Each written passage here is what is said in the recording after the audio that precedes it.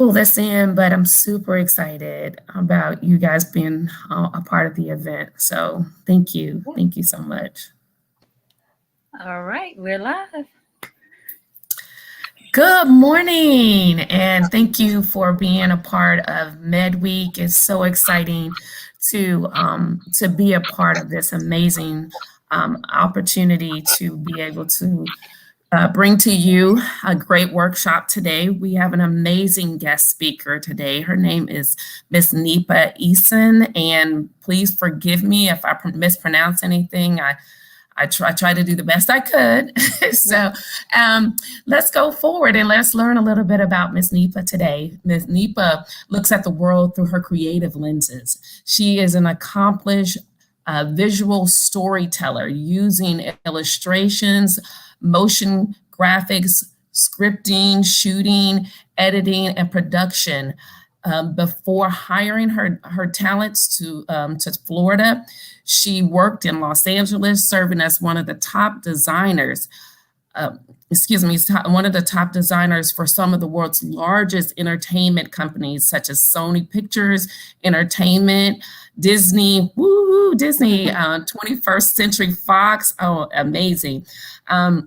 Nipa has designed for global industries, but has developed her statewide campaigns for important issues such as mental health awareness, and that is a big one these days. Highway safety and education, another big one. Agricultural education and advocacy efforts. Her mission here is to find the truth behind every idea, and has a passion for exploring new ways these ideas can resonate with the world. And I do have to tell you that Miss Nipa went to the University of Arizona. Is that correct, Miss Nipa? Yes, it is. I was a Wildcat. And let me tell you, you guys, I'm a Sun Devil. Oh, so no. I went to Arizona State. I don't meet people that often from Arizona State over here. I know. I thought that was pretty fantastic. So you guys, we kind of unite on the Arizona level and in communications. So I just want to introduce you to an amazing woman who's going to bring us some great information about digital marketing and how it can actually help your business and, actually your personal brand all together. So I'm going to go ahead and give Miss Nipa the stage, and let's learn a lot from Miss Nipa today. So take it away. Thank you so much. That was such a great introduction. I really appreciate it. I am going to share my screen now. Hold on just a second.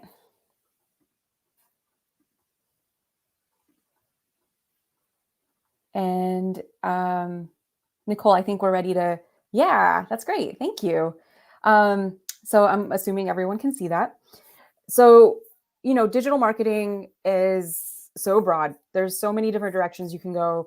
And really what I wanted to boil it down to for today, because we only have a very limited amount of time, is to talk about the amount of content that we create. And that's a pretty high pressure subject. I think a lot of people feel a lot of pressure about putting content out there, what kind of content, how to even approach it. And so I wanted to kind of talk through that process a little bit. Obviously, there are so many things going on. Facebook and Instagram went down for a long time the other day. There's things change all the time with digital marketing. And so there's certain rules and things and sizes and certain things you have to follow that will always continue to change. And so that's important to keep up with. But I think the content creation side is not going to change. That I think is important, and really putting less pressure on yourself about what kind of content you're putting out there will make it a lot easier to just put stuff out there. And so today we're going to talk about how to create 10 pieces of content in one day. And this process that I'm going through here is actually what I went through yesterday. So here we go. And Maisel introduced me, but I'm the creative director at Salter Mitchell PR. I've been doing this for about 15 years with some experience in Los Angeles and then some experience in Florida. So I've been on both coasts. And really, my background is content creation and strategy. And one of the things I wanted to talk about is this problem of how there are so many platforms And each has its own set of requirements, which can be so overwhelming as a small business owner who doesn't have their own creative team or who doesn't have someone who's going to keep up with all of this. So this can be a real challenge. And a lot of times it is, if you see the quotes on the side, it takes a lot of time. People don't know where to start. There's just a lot to learn, and you're afraid you're going to do it wrong. And one of the things I'm here to tell you is that you might do it wrong, and it's okay, because there's just a lot of content out there, and really the big hurdle is just getting it up. And so that's the big problem. The solution I'm proposing is that you don't need to post on every platform. You choose and target your platforms based on the audiences you're trying to reach. And there's a lot of resources online about that. Hootsuite is a great platform that you can pay for to manage your social media, but also has a free blog where they do a ton of research on the platforms and who their demographics are and where they're going, and how many people are using it, what age groups are using it. And so you can really figure out what platforms are going to work for your business and for your message and who you're trying to reach. And what we're going to focus on today is using a single piece of content and trying to adjust it for a variety of platforms so that you can more easily get content out there without having to come up with something new for every single platform. And this is the thought that I'm going to leave you with, and we're going to kind of use it throughout this whole presentation. Social media is not an afterthought. And the reason I say that is because I think what happens is we get caught up in our marketing strategies for our business, for our brand. We get caught up in very traditional forms and lines of communication, and we forget that social media is out there and it's very easy, and we have this handy device here that can really help make this very easy.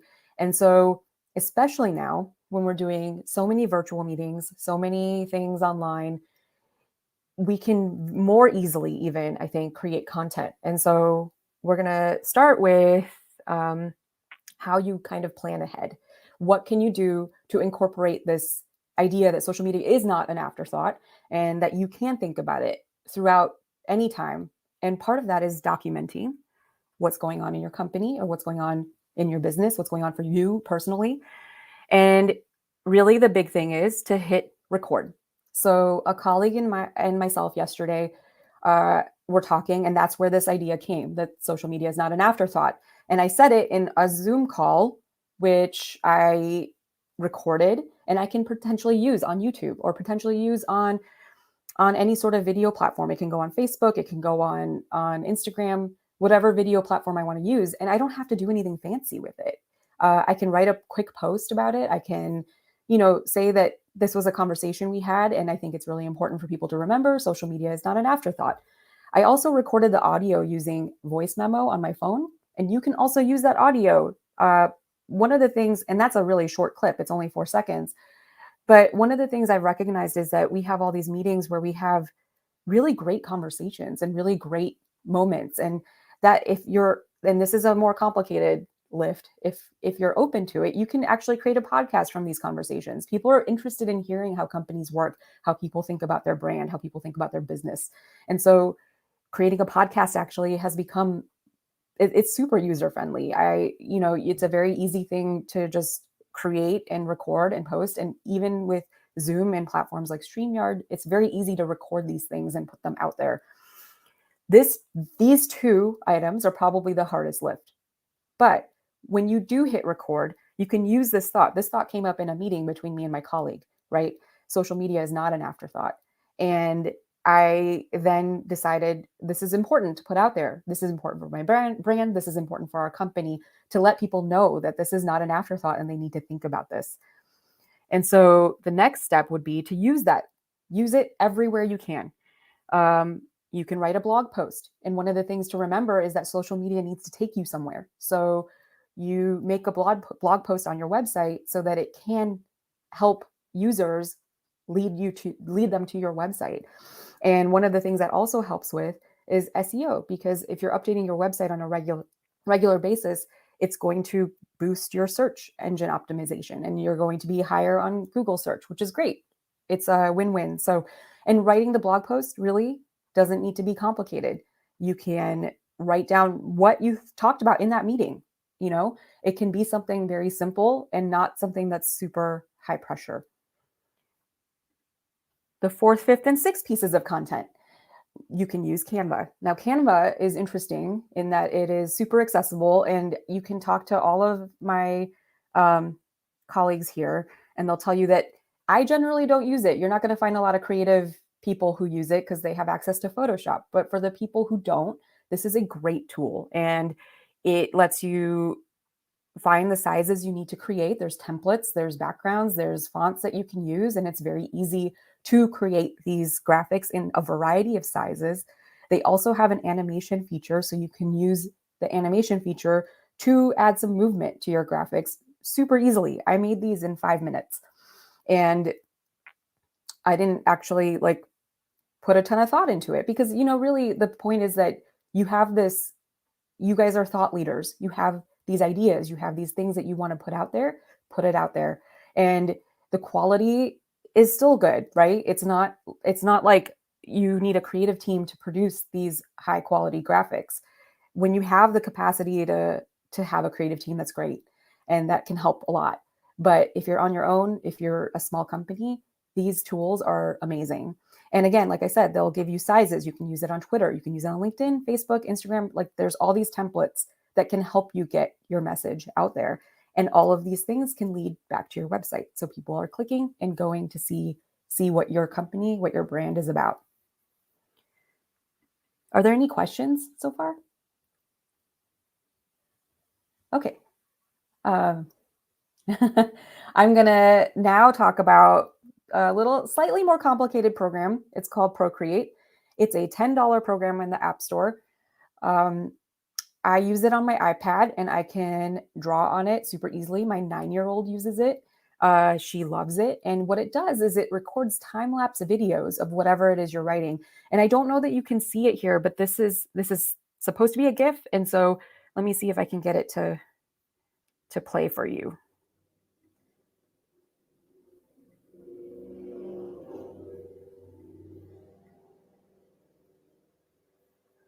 I'm going to go to that slide. Yeah, there it goes. See, so it's a GIF that I made in Procreate. Again, it took 10 minutes.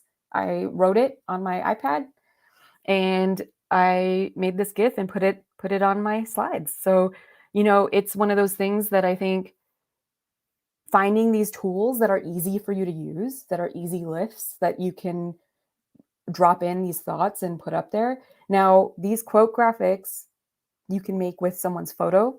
You can put your photo on it. You can put, there's a lot of ways to make it branded for you. This I was keeping pretty simple because I'm just trying to put this thought out there.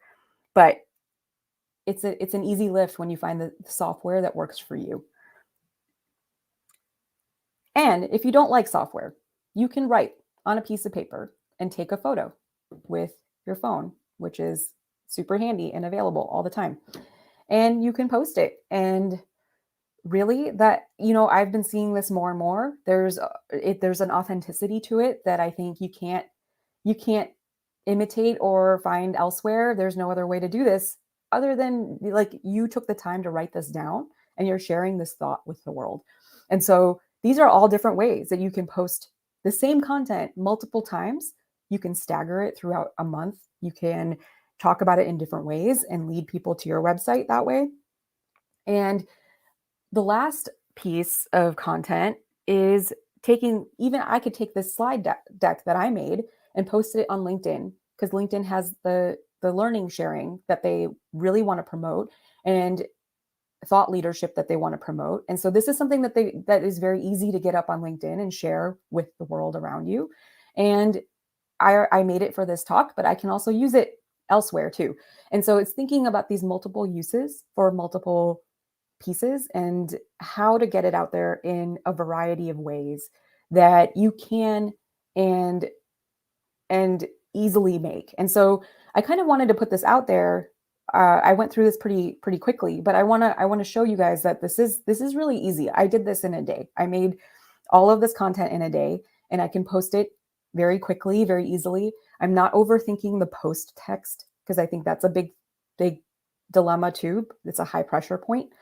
What are other pressure points that you all are feeling that maybe we can kind of talk through and figure out how to work through? How can we make it less pressure to make this content and put it out there? Because what I'm going to say is that we all have something to say. We all have something unique. We have a unique worldview. Our brand is unique, and we can all have something that we can put out there. And I think that's where that pressure comes. I do the same thing to myself. If you look at my Instagram, I overthink every post because you want to make sure that it is applicable to what you're talking about. Do you really want it out there? Like, I don't know. And so that can be a really high pressure point. So if there's anyone who wants to ask any questions about any pressure points that you're experiencing in producing this content, we can talk through that. And I can offer some suggestions. I can help make it a little easier. So I don't know if anyone has anything they want to ask. Oh, I think you're muted, Nicole. Thank you. Thank you for that great presentation, Nipa. I got questions. Yeah. So for those of you who don't know me, I'm Nicole Everett, host of Conversations with Nicole, and I'll be serving as moderator for the remainder of this presentation or this session. So Nipa, how important is it to have a content calendar? That's a really good question. I think it is good to have a calendar in terms of the fact that it does push you to put stuff out there. It gives you kind of a strategy. Mm-hmm.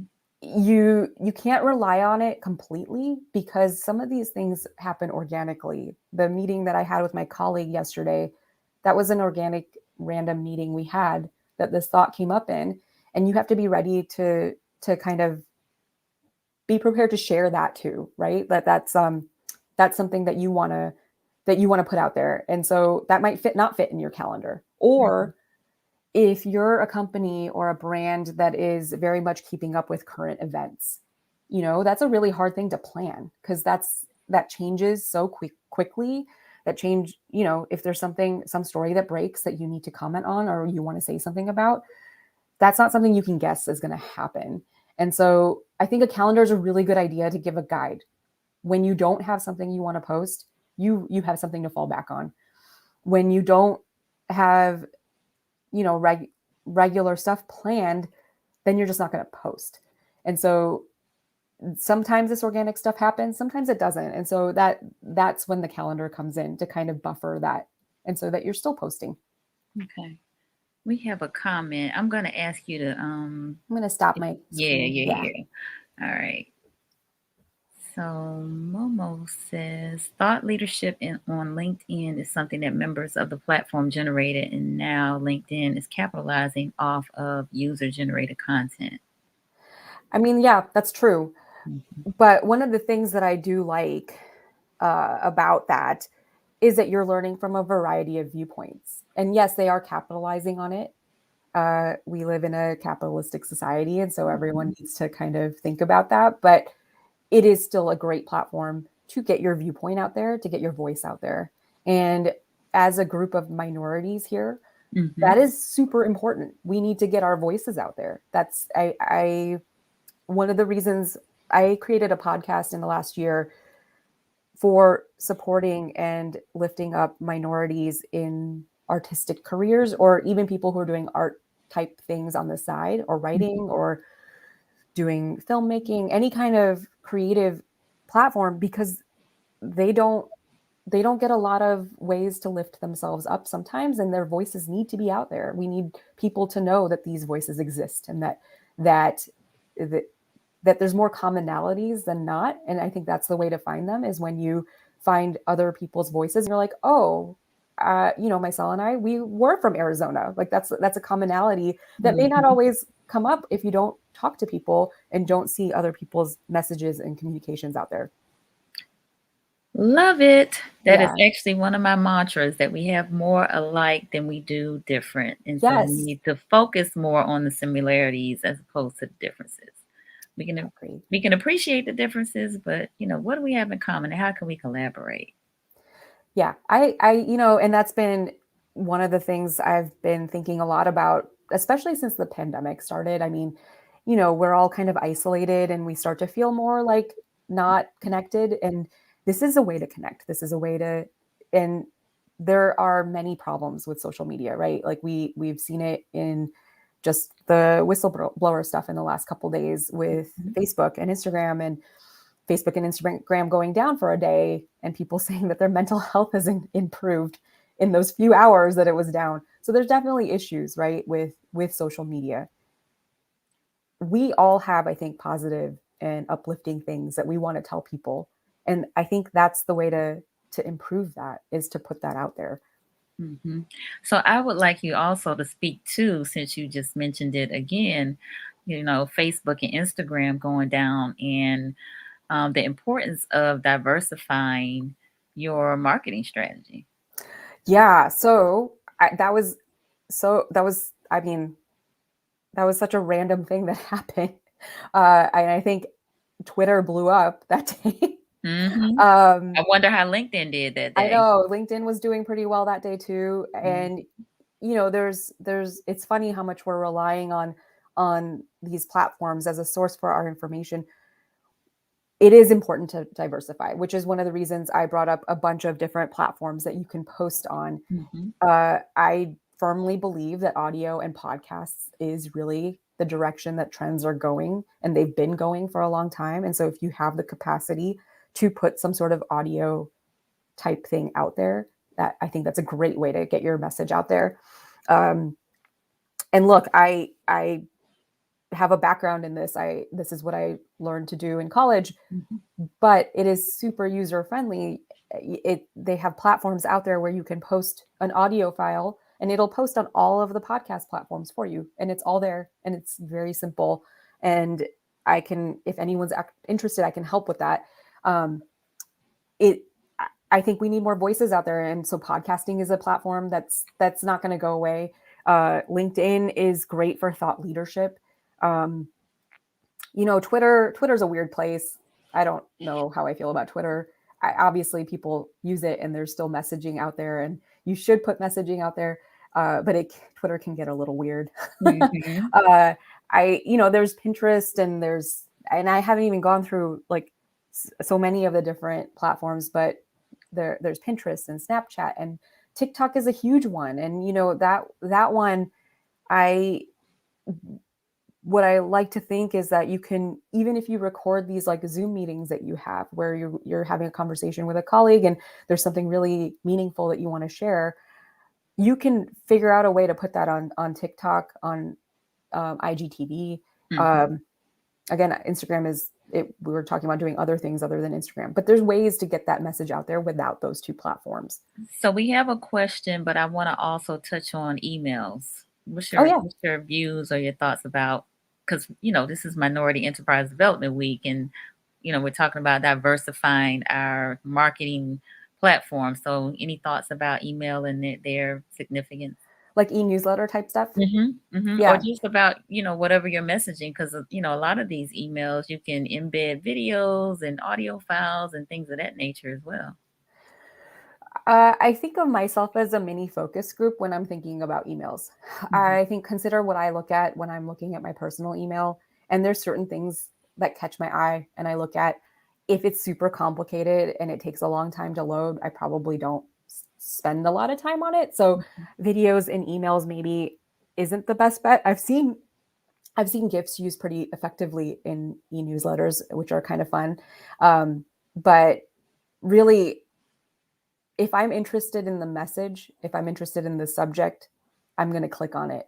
And so for e-newsletters, which I do think are still effective, and I think are important especially for small businesses for getting their message out, I think that focusing on getting a really good subject line, focusing on really solid imagery. If you have a good photograph at the top of that, people are going to be interested. People are so visual, they don't read things. And if you're going to use video, then keep it very brief so that the files aren't big and they don't take too long to load. Okay. So you got several questions. So let's get those up. Yeah. That's something I'm still working on. How do you begin to build an audience with podcasts? I started my podcast a few months ago, and really I've just been sharing it like on my personal platforms and putting it out there. I asked some of the groups that I'm part of to share it. It's not easy, and it probably takes a lot of time. I'm using this podcast as a way for me to have something low pressure that I can put out there and that I can use as more creative fulfillment. And so I think my reasoning behind it is a little different. If you're trying to get the message out there, you have to do this kind of integrated strategy. You have the podcast, but you also post it on Twitter, you post it on Facebook and Instagram. Use you can use some ad dollars behind it to get it out there. Getting people in front of it is the big challenge, and the algorithms for all these platforms keep changing, which changes how you do it. But really, it is starting with your small bubble of people, asking them to share it. That's really the word of mouth strategy is huge.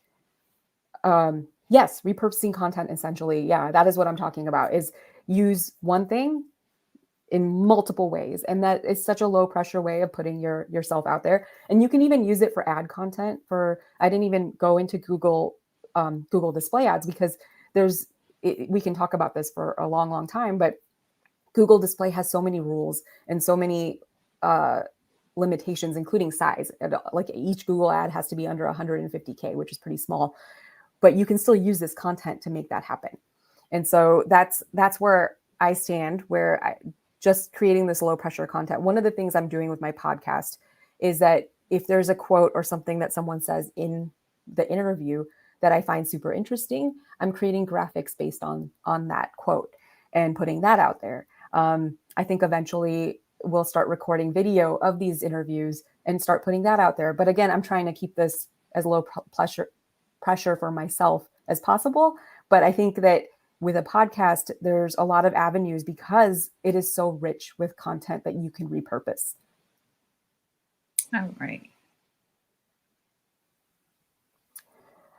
You sell stuff. So I'm curious about what kind of stuff you sell, but also, okay, you're selling stuff. And I think one of the things with a podcast is maybe not producing your own podcast, but getting ads placed in podcasts can help with that. And I think like you see here ads. I mean, I have bought so many things from hearing the ad on a podcast, like Bombas socks. I bought those.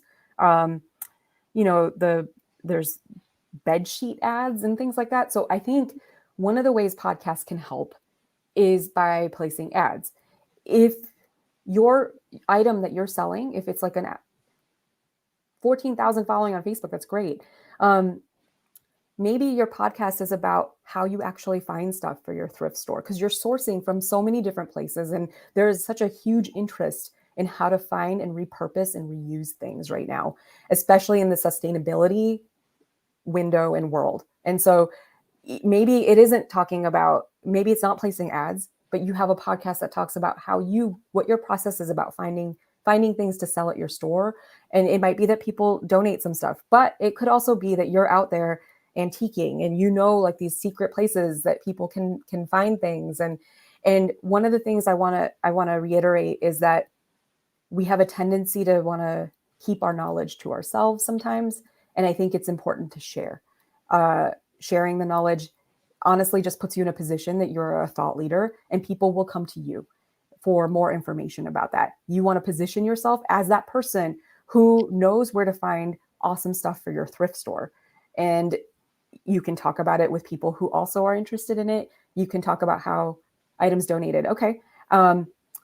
I don't actually know a ton about how thrift stores work. And so that is something else you can also talk about, is the process in which items are donated and what happens with those items, and some of the items that you find like weird and interesting. Like, I think having a story behind some of these donated items people are so interested in stories, and hearing stories from some of these items that are donated would be super interesting. Again, we're in a time right now where sustainability and the climate change impact is huge. And so people are wanting to talk about reusing things and finding things in thrift stores. And so creating a podcast where you're talking about all of that, yes, there's a visual element to shopping, right?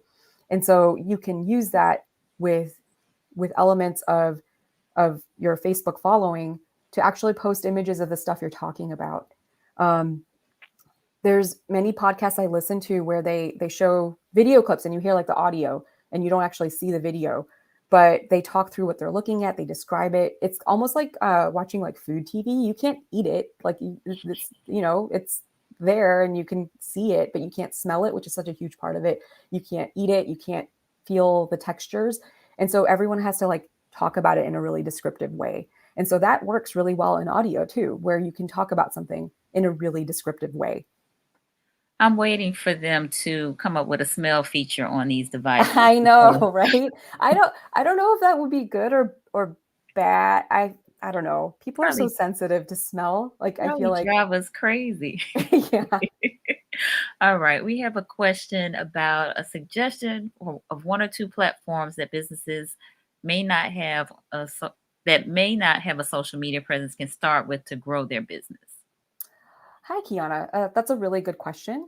With Facebook and Instagram going down last or a couple days ago, my first recommendation honestly would have been Facebook and Instagram. I think most people, when they're looking for a new business or a business at all, they tend to look at Facebook. And I've seen so many like restaurants, so many companies not even make websites anymore, which I don't recommend. Make a website, even if it's just one page. Just rely on Facebook to have their presence out there. And so that is where people look. I think Facebook is where people look for businesses. It's kind of that platform where everyone's trying to find if you're like a legitimate business. They may have heard about you from someone and they're like, okay, well, let me look and see what kind of Google presence they have. That's another thing you can think about is SEO. If you have a website, getting someone to help you with your SEO.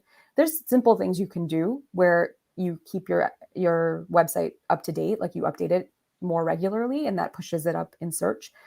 You need, and that's just a big thing to do to make sure that your website isn't dormant. Google, yes, a Google web page is a great idea too. And so you having these resources, because you know what's going to happen is someone is going to hear about your business. They're going to type it in Google search. And so you want to make sure that these places pop up so that people recognize that you're legitimate. What are your thoughts on LinkedIn? Because I've heard that's more of a business, platform, social media platform. Is that kind of accurate or? It is. I think it's the type of business. I think LinkedIn feels more like a employment agency almost a lot of times. And so if you're hiring, if you're sharing thoughts about certain very specific skill sets, like you'll see LinkedIn recently absorbed lynda.com, which is like the tutorial. It's a huge website that has a ton of tutorials on all kinds of software, all kinds of methods of creating websites and all kinds of things. And so they're positioning themselves as thought leaders in a very specific skill set. And so I think learning how to create content, they have a ton of stuff about that too. People put their slides on there because they have the feature where you can share your slide decks. I don't see a lot of businesses that are selling like direct to consumer type products. And so I think that probably needs to go on a different place. Instagram really is super heavy with direct to consumer product type businesses. Mm-hmm. And that's because they have so much imagery that they can show. And LinkedIn isn't great with images. So if you're trying to show people what you're selling, Facebook and Instagram are really the place to go. Okay. Now, I know you mentioned in your presentation about hit record, and essentially we're talking about storytelling, right? Yeah.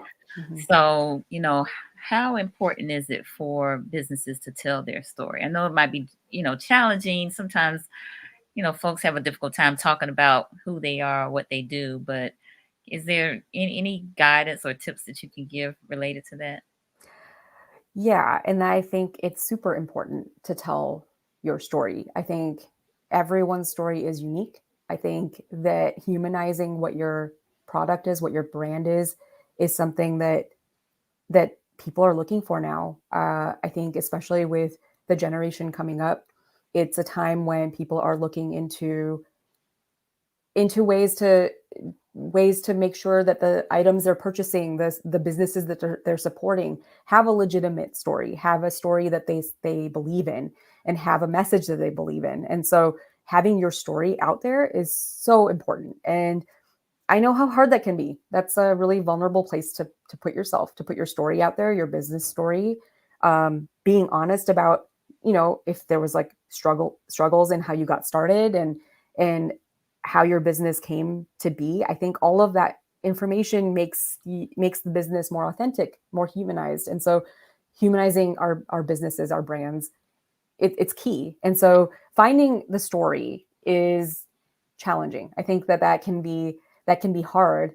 And that's part of my hitting record on everything you're doing, because you may not even know your story. You may hit record on a few meetings and a few conversations you have. You may record things, and then going back and listening to it, you might recognize, oh, there's like a pattern. There's common things that I continually talk about. And I think that might be my story. One of the ways that this podcast I produced came about was this idea that I have a hard time calling myself an artist, and a lot of artists do. A lot of writers do. You feel like that like has some sort of professional weight that you may not feel justified in calling yourself. And that is a question and a through line in all of my interviews is, when did you feel comfortable calling yourself an artist? And really, I couldn't have thought of that unless I had multiple conversations with my co-host before we even started interviewing people, and that came up organically in our conversations. And I recognized that was a pattern, that this was something that everyone struggles with, not just me. It's a commonality that I think that hearing that story from everyone when I interview people is really important. And so finding that commonality and pattern in what you're talking about is key. And so when you're hitting record on your messages and on your meetings and on your any conversations you're trying to have with people, that there's no pressure to put all of that out there, right? That's a lot. But if there's a way to find a pattern in that can help you identify what your message and your story is. Okay. Thank you. Yeah. So we're talking about digital marketing and, learning some basics, gaining skills to create, a marketing campaign. Um, I'm a thrift store owner. I provide bartending services. I don't know anything about marketing, and you know, never mind trying to come up with a campaign. Kind of give me like if I was doing a campaign, what would you recommend in terms of the length of time the campaign should be? Like your first digital marketing campaign. And kind of, I know you kind of gave us some steps, but just let's just take Karen for instance, who's on in the chat and has been talking about this thrift store that she has that she gets Yeah. the donations for. Just give me a scenario on what that might look like. Yeah. So, for a lot of our clients, we mentioned that it takes almost like 7 touch points. It's getting more touch points, just to get someone to act and someone to do something. And so you probably need to have your message out there if you're purchasing ads. Um, I would say maybe like 2 or 3 months, and really focusing on where it is you're trying to get your message. If we're talking about this thrift store, Mhm. um, you really aren't probably going to get much outside of the area that you're in.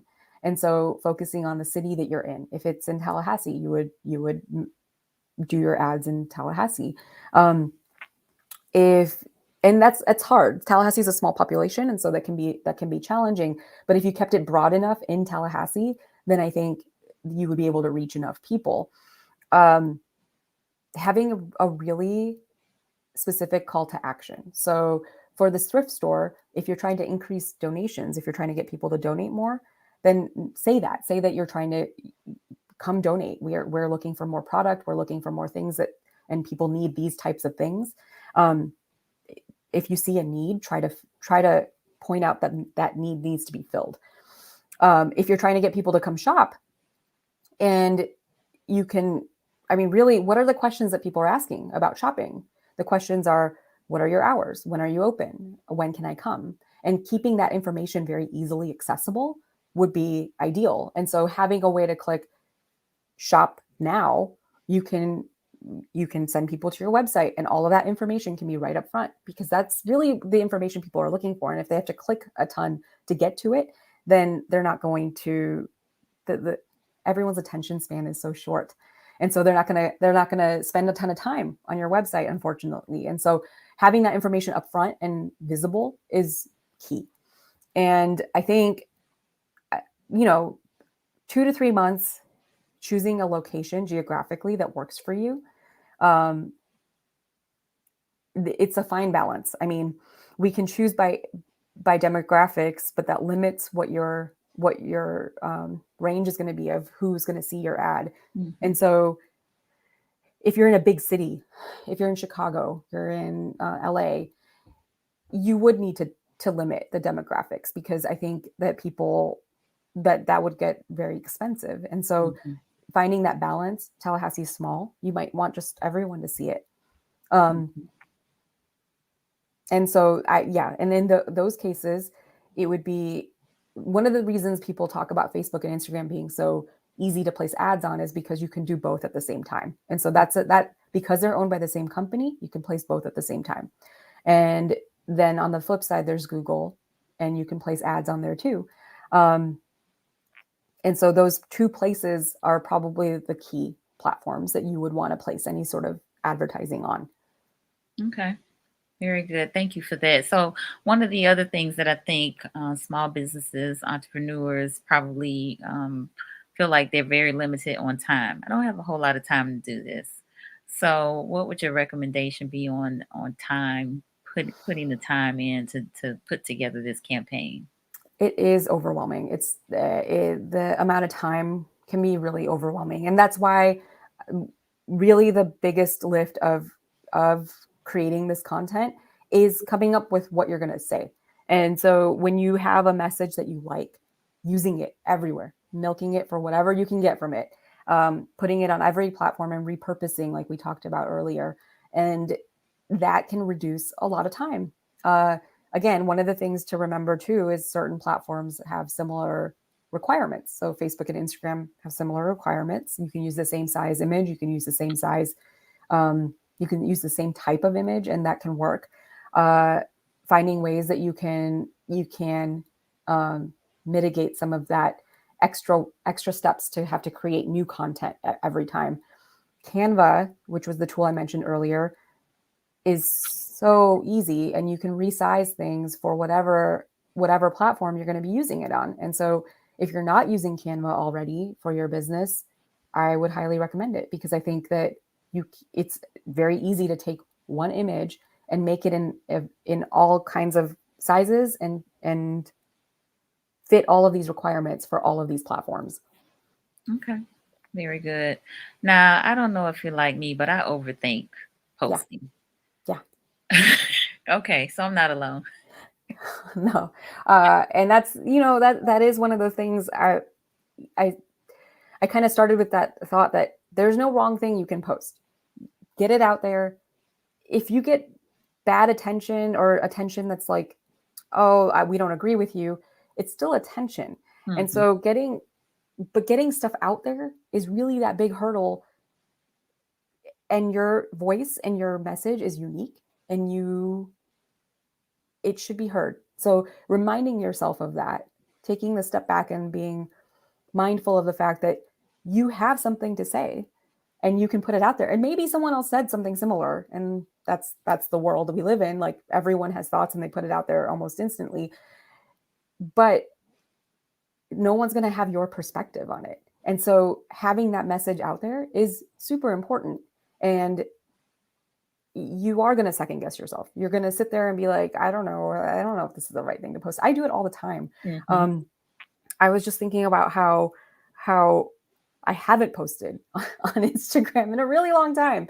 And part of that is time. Part of that is I just don't have any content that I want to share right now. And so, but I have an alert on my phone, and it's really funny. I have this alert every 3 p.m. every day, post something on Instagram. I literally ignore it now because it's a useless alert at this point. Uh-huh. But if that works for you, great. Have an alert on your phone. Say post something. Post something on whatever platform you are choosing to post on. It could be Twitter. One of the easiest ways to post content is to post something on Twitter, take a screenshot of it, and share it on Instagram and Facebook. People do it all the time. And that way you have this one thought that's out there and you can use it in a variety of ways.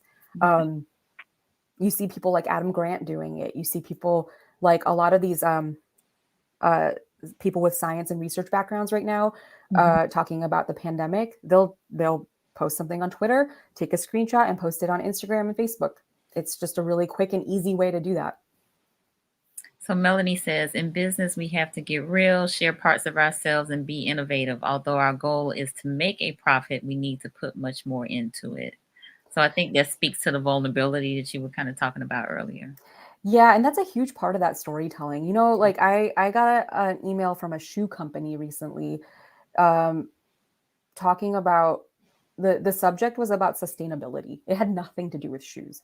And I was like, I don't even remember what this company is. And I clicked on it because I was interested in the subject about sustainability. And I looked at the message in the email, and it was about how their process of their shoes and the shoe production is a sustainable process that they use. And they talked about that. They talked about highlighting some of the individual artisans that create the designs for their shoes. And I was super interested, and I really want to buy a pair of shoes. It was a little bit out of my price range, and I talked myself out of it, but I was very close. And so that story of these artisans and how they source these designs and how they support these marginalized communities that are trying to create these sustainable shoes, it spoke to me. And that's not something that a shoe company would necessarily normally advertise, right? Like that's not something that you would normally put out there and think to get engagement. But I think the world right now is changing. They want to hear your story. They want to know that they're supporting a message that they believe in. Yep. And I think that speaks to their why, and people definitely want to know your why. Yeah, for sure. So my question is hashtags and keywords. How? Okay, I see your face. So no, not so much, huh? I don't know. I'm maybe not the best person to ask. I don't personally write a lot of the content that we're like write the posts and engage in what happens with those hashtags. So that's a question. That's a good question, and I can find out the answer for you. Okay. I don't use them. Okay. I if I'm talking about an individual focus group, I don't use them. I don't know a lot of people that do. If I do hashtag, it's usually about something very specific because I know that might be how someone finds me. And having those tags is important. I think we try to tag things in a way that we are using keywords that people might search for, and so that I think is important too. The hashtag struggle is real. Yes, Valencia. I don't, and coming up with the right hashtags is hard. Some people make them way too long. I think if they can, yeah. Hashtags, Lanisha, yes, hashtags can get your business a different audience and a different market for sure. But you just have to be strategic about how you're doing it. I've actually started to hashtag some of my posts with more South Asian type hashtags because I don't know how Indian people and Indian business owners are finding each other. And that is a direction I might want to go sometime, is to help Indian business owners with their content. And so I have started hashtagging some of my materials that way. But that is a very specific reason and purpose that I'm doing that. And so I think you have to be more strategic about your hashtags and what audience you're trying to get. Okay. All right. So then I guess my kind of final question is, small business, I just, again, not enough time. I need to hire somebody to do this. Any thoughts about when you're looking for, maybe a marketing strategist, what to look for?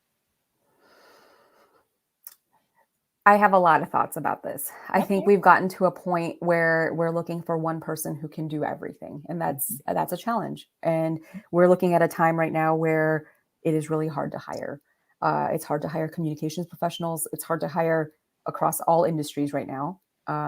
There's a lot of complicated reasons behind that, and but I think one of them is posting these jobs where you're asking for everything, every piece of knowledge that you could ever have. The idea is to remember, and when I hire people, I'm looking for your ability to learn new things. What is your attitude about learning new things? You may not know everything that I'm asking for, but so much of marketing and especially digital marketing and social marketing is about keeping up with these new trends and new things that are happening. And so having that attitude of learning new things is so, so important. Um, Being able to write concisely. So I guess maybe looking for, if you're really looking for someone, having them do a writing sample for a marketing communication position. But if you're looking for a designer, that may not be a skill that you need, right? You may be able to write the content for them and they can produce beautiful creative for you. And so it's finding out what gaps you have that you need filled instead of asking for someone who can do everything, because you're not going to get that. And you're going to be disappointed and they're going to be disappointed. And it's not going to be a good situation for everyone. Okay. So Momo said, I agree when you are not connected to an industry and network, otherwise it's not difficult. So Momo Okay. says it's easy, like the Staples button. It's easy. Momo also says Google My Business is a great website to host your business, post your content, and feed it into your social media. Are you familiar with That's Google My great. Business?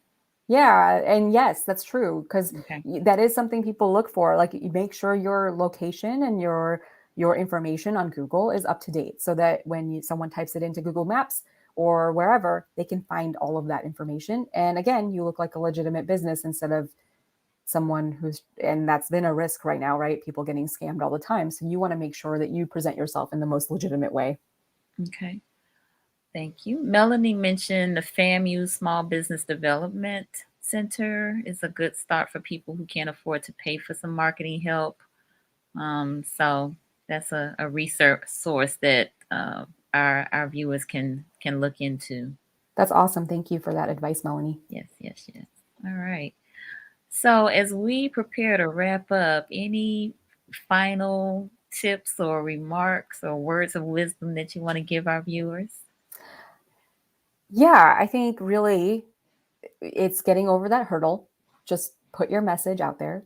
Try a few things. We A/B test all the time to see what's working and what isn't. You can do that too. Put messages out there. If it's not working, then switch. Try something different. Um, Really, you're not going to know until you put it out there and try. And so that's really the bottom line of what I was trying to communicate in my slides is, you find whatever message that resonates with you and put it out there, see what works, see what doesn't. And the only way to learn is to try. And then you'll get a better idea of what kind of story you're trying to tell and what kind of message you're trying to put out there as you attempt it. And you have to get over that hurdle of rethinking and overthinking and not not being sure if it's the right thing to put out there. I mean, you see all of the stuff people post on social media. Like, it is all across the board. You can post too, and it's okay. And it's okay if it doesn't work. And then you can try something new. Love it. Love it. Thank you for that advice. So don't be afraid to try, get out there and get your message across. We have a few closing comments from folks. Bruce said the Small Business Development Center uses a team called PTAC as well. They help with solicitation responses. Oh, those RFPs are hard. So yes, Okay. Okay. whatever help you can get with those, that would be Okay. great. And yes, recruiters are great too, for finding good fits for your business. Cool. All right. Very good. Lanisha said, thank you. This was great. Thanks, Thank you, Lanisha. Lanisha, for tuning in. And I also have to mention the sponsors. So we want to definitely thank the midweek partners. Oh, let me take Lanisha's coming off. Hold on one moment. Doing a lot over here. All right. Yeah. So yeah, we want to thank our sponsors who helped to make this event possible. And they are right here on the screen. I want to thank you, Nipa, for your great advice today. This has been awesome. Yeah, thank you, Please, Nicole, for all yeah, your great questions. And thank you for everyone for participating and asking questions. Because really, this is, I wanted this to be something that was helpful to everyone because it's so different. Everyone has different challenges. absolutely. So tell your friends about this video, tag them so they can come back and watch it, and go to the Office of Economic Vitality's Facebook page, their website, to see what other midweek activities are coming up. Okay, wait a minute. Innovation Park just put a message up. They have a pitch night coming up. Cool. Pitch night is coming up on October 21st. So definitely find out about that. Wow. If you want to talk about pitches, your story and being vulnerable in those pitches also helps. Mm-hmm. Yeah. Absolutely. Absolutely. All right. Well, thank y'all for tuning in. Have a great rest of the day and happy midweek. Bye. Bye.